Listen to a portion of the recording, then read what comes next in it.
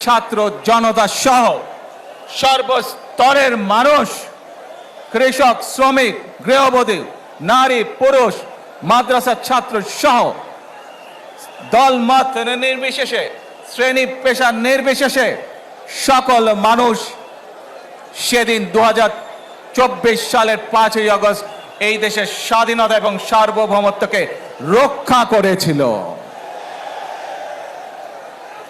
প্রিয় ভাই বোনেরা, আজ বাংলাদেশের মানুষ কথা বলার অধিকার ফিরে পেতে চায়।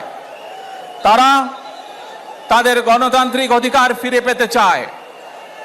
বাংলাদেশের মানুষ চায় তারা তাদের যোগ্যতা অনুযায়ী ন্যায্য অধিকার পাবে। প্রিয় ভাই বোনেরা,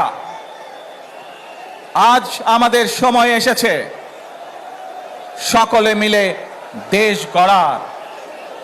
এই দেশে যেমন পাহাড়ের মানুষ আছে, এই দেশে একইভাবে সমতলের মানুষ আছে। এই দেশে মুসলমান, বৌদ্ধ, খ্রিস্টান, হিন্দু সহ বিভিন্ন ধর্মের মানুষ বসবাস করে।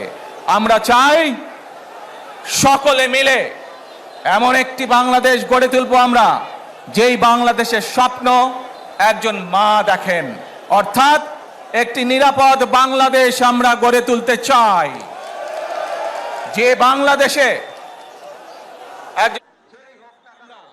যেই বাংলাদেশের স্বপ্ন একজন মা দেখেন, অর্থাৎ একটি নিরাপদ বাংলাদেশ আমরা গড়ে তুলতে চাই।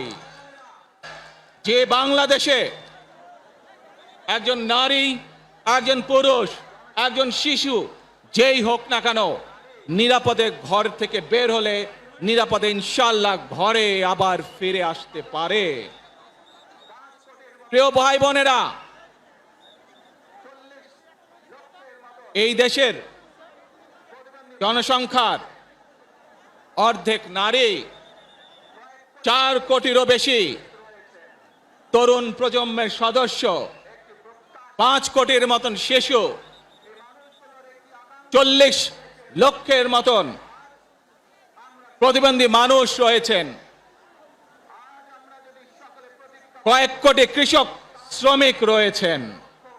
এই মানুষগুলোর একটি প্রত্যাশা আছে এই রাষ্ট্রের কাছে, এই মানুষগুলোর একটি আকাঙ্ক্ষা আছে এই দেশের কাছে। আজ আমরা সকলে যদি ঐক্যবদ্ধ হই, আজ আমরা যদি সকলে প্রতিজ্ঞাবদ্ধ হই, তাহলে আমরা এই লক্ষ কোটি মানুষের সেই প্রত্যাশাগুলো পূরণ করতে পারি ইনশাআল্লাহ।